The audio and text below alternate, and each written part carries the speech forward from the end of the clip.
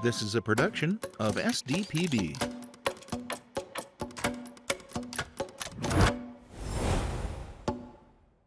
Coming up on Game Time, it's finally time to march toward the championships. We've got your March Madness right here as we break down the Soda X16. All coming up next on Game Time.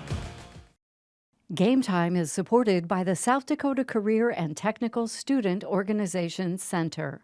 Through CTSOs, South Dakota students can learn professional development, leadership, and industry-specific skills, helping students learn, lead, and succeed. All right, another week of Game Time here on SDPB. I'm Nate Weck, joined as always by Jason and Dara. Boy, it's getting really close now. I know that, You can taste it. You can. can smell it. You can taste it. All the senses are kicking in. It's March. It's officially March. And things are, to quote Saul Phillips, it's getting marchy around here. It is getting marchy around here. We got the Soda X16 for the girls coming up this week. You know, boys' playoff picture is becoming more and more clear. And like you said, we're 1 week away from the girls' state basketball tournaments from Rapid City, Watertown, and Brookings. It's going to be good. It's going to be good. And we're going to get you covered throughout the next few weeks. But this week, the focus is a Soda X16. But there were a few really cool things that happened last week we got to touch on. You know, not to bury any sort of a lead, but we got to talk about Marvin Richard III Yeah, exactly. breaking the single game all-time scoring record. And that is a record that has held, since the 50s? Since the 50s, and I'll tell you what, if somebody scores 70 in the NBA, it makes headlines throughout the country. But if you do it in high school, I mean, definitely worth some time on Game Time, that's for sure. Yeah, 73 points in a pretty lopsided win, Pine Ridge over Lakota Tech. But yeah, I mean, I don't think, it wasn't on my bingo card whatsoever, anything like that. Just a tremendous achievement for a kid, too, that has done so much and means so much to that community of Pine Ridge. Right, and I am all about giving a guy like Marvin Richard III headlines because he's done it right. He's going to reflect well on everything that happens in Pine Ridge, but especially Pine Ridge basketball. And he had a night. I mean, he was getting a lot of stealing scores. He got a few from the free throw line. He scored 22 points in the first quarter to set the tone. So you knew he came out and said, I'm going to do something special on this night. And yes, they did leave him in, but I am fine with that because, you know what? Let the guy go make some records. And it takes somebody special to go out and get 73. I don't care who you're playing against, what kind of defense you're going against, what the score is. That's special. Yeah, it absolutely is. And when you think about the record, right? When you think about, it's a record, that's what's going to get talked about in all the headlines. But what's not going to get talked about is, what these last 3-4 years for Marvin Richard III have meant to himself, to the people of Pine Ridge, to the kids that are coming up through the program that are looking at him as a role model.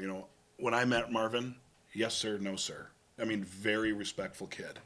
And, take away any sort of stereotypes that people might have about, Pine Ridge, all that type of stuff. What he's done is absolutely tremendous. He's a phenomenal kid, and he represents such a high class as a person. He's got a lot on his shoulders, and he takes it in stride. And he's going to go on and play Division I basketball from South Dakota. Hardly anybody's doing that, and then he's doing it with all this extra pressure on his shoulders, from his family and from the culture that he's from. So, you know what? Just can't say enough about what this guy's done. And then where he's at all time. We talked about him making it into the top 10. Now 6th on the all-time list, going ahead of some big-time hitters like Josh Mueller. Like that's, he deserves his recognition for this moment. Absolutely. Congrats, Marvin. It's been absolutely phenomenal to watch your high school career unfold. Just an absolute pleasure on our end, for sure.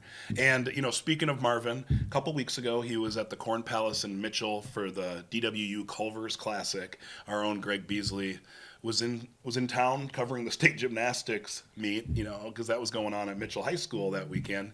So Greg Beasley went over to have a nice conversation with Marvin Richard. We're going to share part of that with you right now.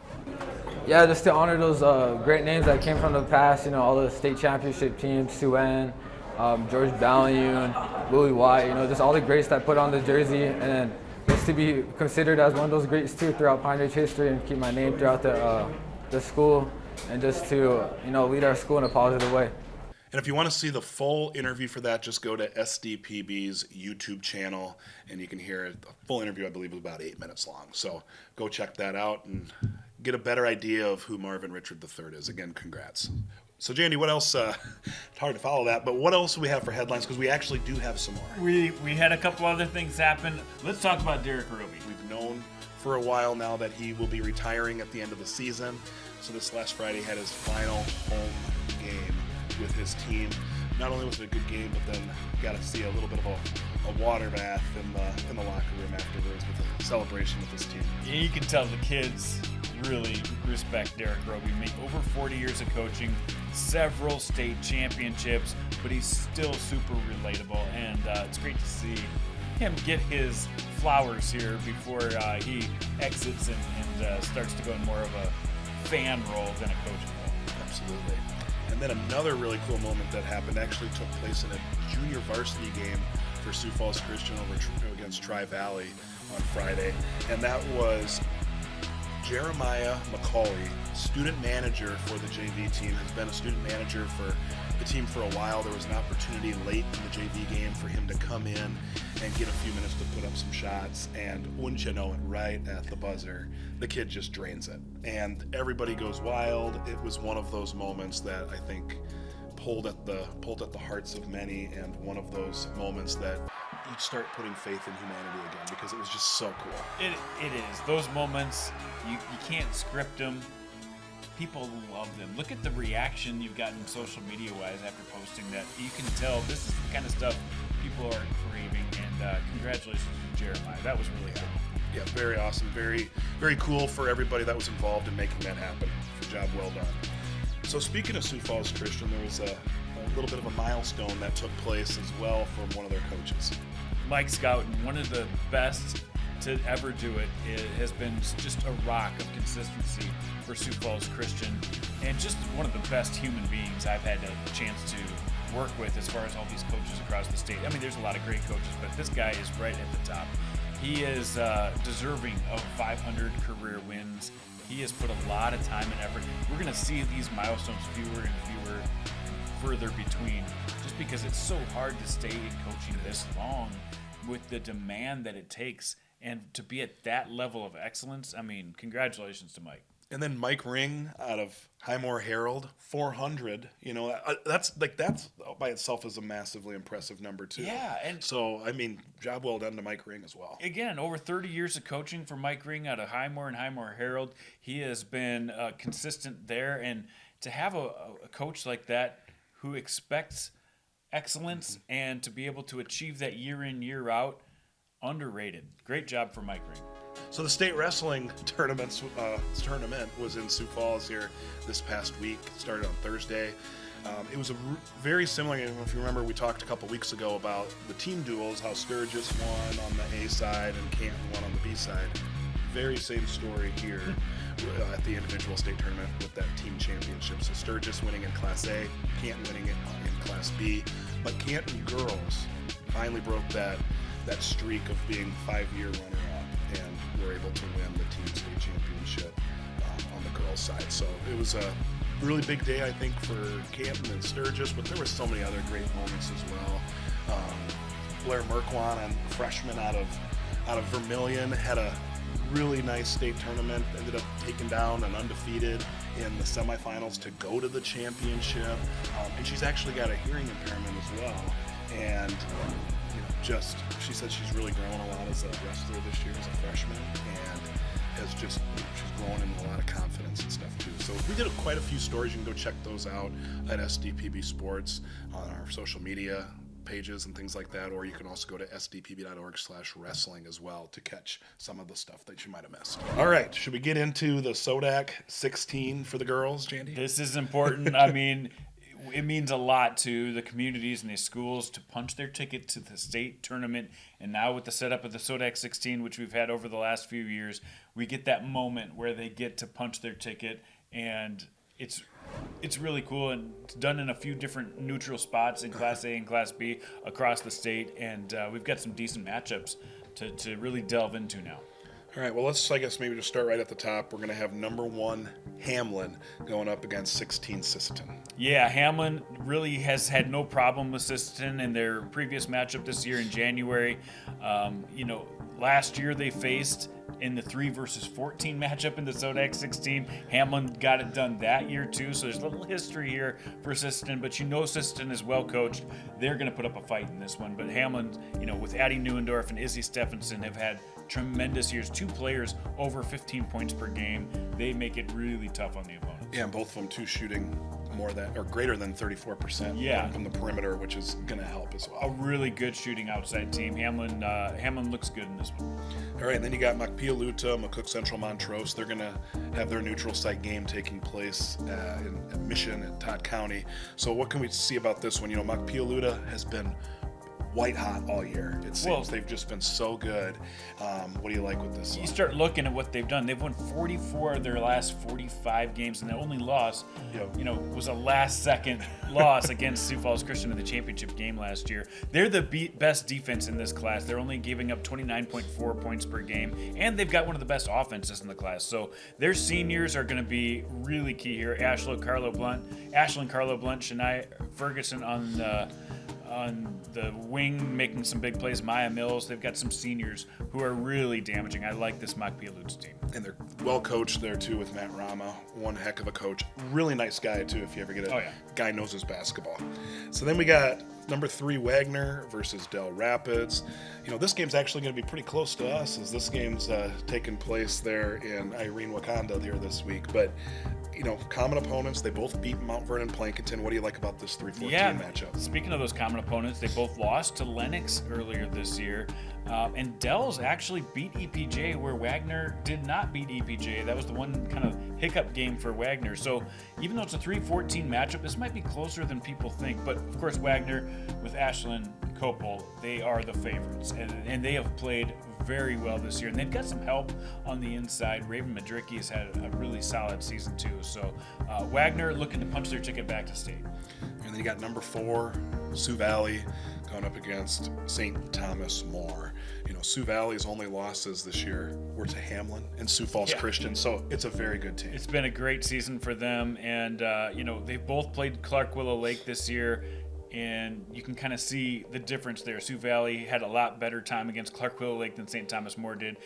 This one looks good for Sioux Valley. They've got a really good team with Kaylee Craddock, but you got to play the games. And then you got Lennox, who's the 5, going up against Miller, who's the 12. This Lennox team, they've been incredibly good.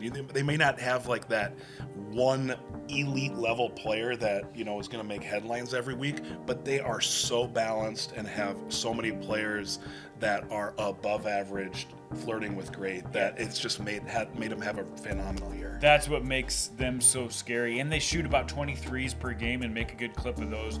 Miller, on the other hand, 4 years in a row now have won 15-plus games. They had a quality win over Highmore Herald, so they feel like they can compete with some of the better teams in the class, but Lennox might be too much of a task. But it's that 5-12 matchup. You get some crazy games sometimes in the 5-12. Absolutely. Then you got Sioux Falls Christian, the defending champs in A, trying to get back to the state tournament. They're going to have to go through Groton area to do it.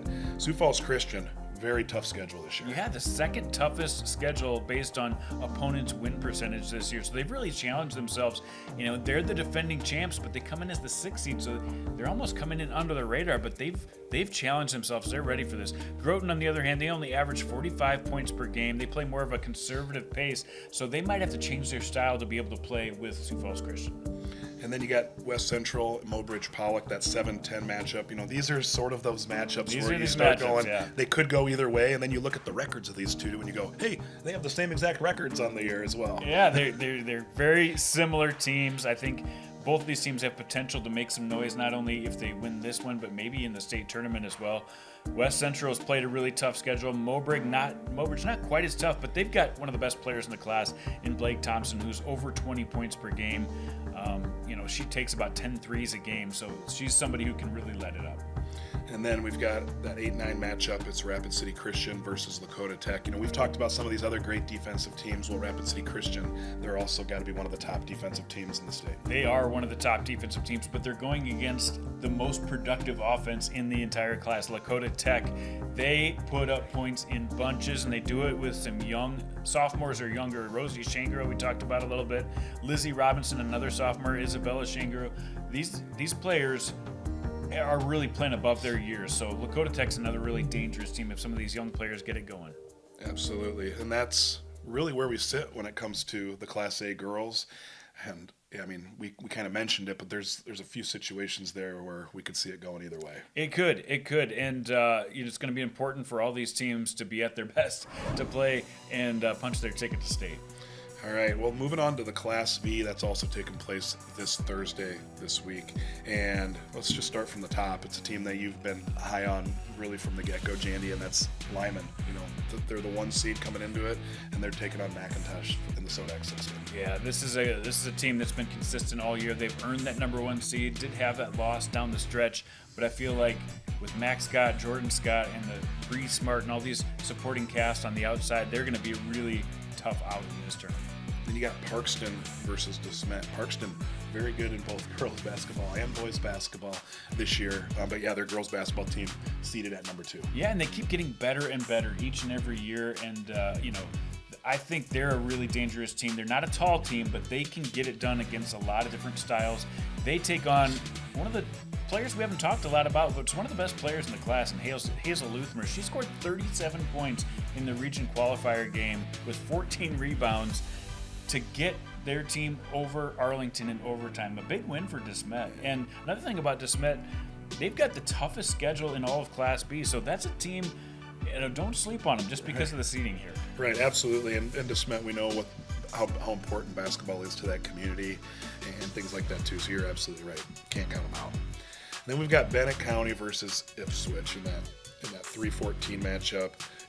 Bennett County, defending state champs, maybe hasn't been the flawless year that maybe a lot of people thought we were going to see, but this is still a very good team, and don't sleep on them to make any sort of noise this time. And they've been coming on strong here. That home win against Lyman, I really think boosted their confidence. Their head coach, Shauna Evans, she's just really proud of the way that they've really turned things around here in the last part of the season. And they're the defending champs. And they've got Payson O'Neill and Reagan O'Neill, both of those players, 18, 21-point game scorers. Ipswich is going to have a really tough battle against Bennett County in this one. Bennett County used to just, getting some separation between their opponents, where Ipswich has played a lot more close games this year. Yep, absolutely. Ethan versus Dubrook. This game's going to take place in Parker. Tom Young versus Brad Beer. Yeah. Dubrook Dolphins were at the state tournament a year ago, for the first time in a very long time. So Ethan versus Dubrook area, what do you like here? Ethan's one of the strongest teams in this class, and they do it with a trio of seniors who have been really good. They don't give up points. They've actually had a better offensive production than we maybe thought this year. They're really hungry to get back, and they've beaten some really good teams on the way in here, but then they had the one loss to Freeman after beating teams like Bennett County and Parkston back-to-back. So they have to be at their best, but we also know that they can be had. This Dubrook team, Kylie Johnson's really stepped up and had a good year. Mattia Gauss, we knew would be good this year, and they've got that state championship experience. Absolutely. So yeah, who knows what's going to happen with this one? And this is kind of the start of where you start looking at these and you start saying they could go either way here. Could go either way.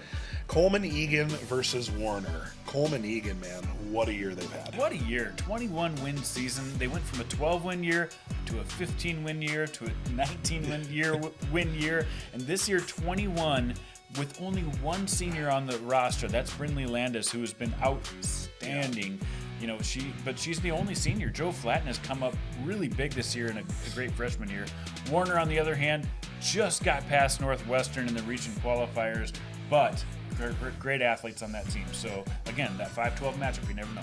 Yeah, absolutely. And yeah, again, Coleman Egan, to have the success that they're having this year with, like you said, one senior, yep. and to start seeing that lift from, when you start getting that lift from some of these underclassmen, I mean, it sets that up where we're not just going for something this year, but there's a little bit of a path here where I think Coleman Egan's going to be fun to watch here in the next few years as well. Yeah, definitely. All right, so then we got Harding County versus Jones County. Harding County, another phenomenal year, and they're gonna go up against Jones County for a trip to go back to the state tournament again. Harding County gets after it on the defensive side. They don't have as tough a schedule as some of these other teams in Class B, but have given up just 26.8 points per game. In fact, only 3 times this year they've given up 40 points or more. They are phenomenal on the defensive side, and Camry Padden and Macy Went are doing it. Camry Padden, by the way, averaging almost 6 steals a game, so she has been awesome. And Jones County, on their other hand, got that 2-point win over Wall, so they're kind of like, we're happy to be here, but we want to see what we can do against a good Harding County team, and maybe they can make something happen. Yeah, it'll be interesting to see. Jay Wahman out of Harding County. It seems like not only is he a great football coach, but he's really become a really very quality basketball coach in the state too. Just always has that team ready. Centerville versus Highmore Herald. Let's go to this one. We just talked about Highmore Herald with the 400 wins. Yeah, Mike Green. Yep, exactly. And now you're going up against Centerville, and Centerville, it wasn't that long ago where they were celebrating a state championship under Thornburg. And there's no mutual opponents to look at. Sometimes it's fun to look at those to see what the matchup looks like. Centerville, though, I think they're one of the more underrated teams in this class. They have been really good offensively, really good defensively. They play with a ton of energy. And then Izzy Ide, their sophomore, has really stepped up, and they've really depended on those 3 seniors who graduated last year. She's really done a great job of taking that over. And then they've got some senior support as well. Highmore Herald, on the other hand, Jada Balloon and Ellie Stagg have had great seasons for them, and they haven't been getting a lot of pub. They're a team that can play with a good Centerville team. Absolutely. Wabae versus Corsica Stickney, the last Sodak 16 game in Class B. This is going to be phenomenal. Addison Heinge, one of the best players in the state, transferred to Wabae Summit this year. She's been phenomenal. Corsica Stickney with Braylee Boardwick, another junior who has been outstanding. I think, you get the 8-9 matchup, you're just hoping for a great game. This one definitely looks like it's got it written all over it. And Corsica Stickney, again, one of the toughest schedules that we've seen a lot of teams have this year. So, they're definitely battle tested for something like this, and it'll be interesting to see how they respond. I think that really helps playing a tough schedule. Yeah. All right, Class AA for girls. Brandon Valley, the top seed, taking on Sturgis Brown, the 16 in the Sodak. I mean, we don't expect much competition on that game, so let's just go to the 8-9 matchup. And this is, by the way, a true bracket. They don't get reseeded after this, so Brandon Valley likely wins that game. They're going to play either T or Harrisburg. T beat Harrisburg back in February. And that was a key win because that probably gave them home court here in this rematch game, which is going to be huge. JC Babb, has been a really good point guard for them. Annie Bindi and Jana Van Laken, if you haven't heard of her, their freshman, has really come on strong for them. Harrisburg's good, but this T area team I really like. Yeah, another one of those weird 8-9 matchups where you just go, man, could go either way. You had O'Gorman and Pierre T.F. Riggs. O'Gorman, phenomenal year for them. Yeah, this one looks highly unlikely for Pierre to make it another round. But again, you've got the other matchup, the winner of O'Gorman and Pierre, which is likely O'Gorman, has Mitchell or Spearfish, and this could be a really good game. Spearfish actually beat Mitchell, even though I think Mitchell's been the stronger team overall on the year, but Kate Scharf had a big game against Mitchell, so watch out for Spearfish. Yeah, absolutely, and you can't say enough about there's the top tier, right? In class AA, and then there's a gap, and it's like it gets so confusing with everybody else that's in there. And this is kind of what I see here. It's two teams that are in that second tier. Exactly. But it does, just because you're in the second tier doesn't mean you can't make some noise either. Exactly. Watch out for this Mitchell team. Addie Simpson has had a tremendous career. She would love nothing more to cause some upsets here. Absolutely. All right, Rapid City Stevens versus Yankton. Adam Dannenbring has been a phenomenal coach for Rapid City Stevens throughout the years here. What do you like with this one? Yankton's really improved throughout the year. This will be a really tough matchup for them. Eden Wolfgram, a tremendous junior year, but this Stevens team is balanced, has good players at every class. I really like Stevens here. Aberdeen Central versus Rapid City Central. Aberdeen Central became a buzzer beater away from going to the state tournament a year ago. Is this the time they finally get there? I think so. I think Rapid City Central's won 3 of their last 5, but Aberdeen Central, went through those tests earlier this year, but they've come out with flying colors. I think they're a team ready to make some noise at the state tournament. All right, Washington versus Roosevelt. What do you like here? Roosevelt, they've made strides, but it's going to be tough playing a team like Washington. A bad draw for them. Washington is playing in full gear right now. And then that last one, Jefferson Huron, could be one of the better games we see in this first round. Jefferson has qualified for state in every single year that their existence of their school. So they have a tradition. Shantiva Pruitt says, Sodak 16 is our time, and they're ready to go against Huron, who started out the season really well, but down the stretch had some tough games against Brandon Valley and O'Gorman. All right. Boys AA, Sodak 16 is on Friday this week. It starts off with Sioux Falls Lincoln versus Sturgis Brown. Yeah, and that's one of those where you kind of just expect Lincoln to get it done. Anything could happen. This is AA basketball, but that's going to be tough. But again, the interesting part is who are they going to play at the state tournament in that 8-9 matchup? Spearfish and T area. They didn't play in the regular season, but the talent on these two teams. Mason Southern, one of the best point guards in the state for Spearfish, going against T area, and Gavin Shaw, who's been one of the best overall players in the state. Yeah, and those 8-9 matchups, they're always so fun. Even the 7-10 matchups and all that type of stuff. And then you got Roosevelt versus Rapid City Central. Roosevelt is such a good team. They've been so good. Rapid City Central, a nice win down the stretch over Jefferson, but that's going to be a tough one for them. And they play the winner of Brandon Valley Jefferson. BV won that game earlier in the season. BV has been really good recently. Won 4 out of their last 5 against some good competition, Spearfish, T, and Mitchell. But Jefferson, their team, I just wouldn't want to play them with Colby Nutbrock, and they've got enough potential to beat a lot of AA teams. So this is going to be one of the better games of the day. And you got Harrisburg versus Yankton. Harrisburg won a matchup against Yankton back in December, which in basketball terms, that is a long time ago. That's last year. But Yankton, what a turnaround this year that they've had. They've won 6 out of their last 7, and that only loss in that stretch of 7 games was a close one to Sioux Falls Christian. So Harrisburg better be ready for this because Yankton's playing at a different level here in the last month. All right, then you got Watertown versus Mitchell. Watertown won back in December. It was a close one, a 2-possession win there. But Mitchell has lost 3 in a row coming into this game. Yeah, that's not how you want to come into the Sodak 16, but they did have a close one against O'Gorman in that period. Didn't play well against Pierre, and Brandon Valley, who's been really hot, did drop one there. But Mitchell is a team we've seen play with some of the contenders this year. They beat Washington just a week or so ago. I think we're looking at a team that has potential, but this Watertown team has been solid from the beginning to the end of the year. Yeah, very cool story with Watertown this year. Just how they've turned it around from what they did a year ago to being a true competitor here in AA. Speaking of another competitor, Huron, great year that they've had. Elwine's had a phenomenal year with the Tigers, and they're going to take on the Pierre Governors in the Sodak. Yeah, Huron has really started to put things together. I really look for them to be at their best here when they take on Pierre. And then the final AA boys game in the Sodak is O'Gorman versus Sioux Falls, Washington. O'Gorman has had Washington's number 5 straight, the last 5 times. Yeah, they won 5 in a row. They won 68-50. It wasn't even close on their last meeting.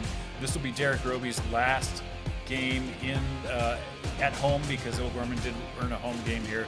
But remember, Washington, this is a team I've seen play really well in stretches. So again, not a team you want to sleep on. This one really could go either way. Yeah, awesome time of year, and we thank everybody for joining us throughout this journey with us. So yeah, come back next week. We're going to talk girls state tournament basketball. I'm Nate Weck. He's Jason Andera. Another week of game time on SDPB.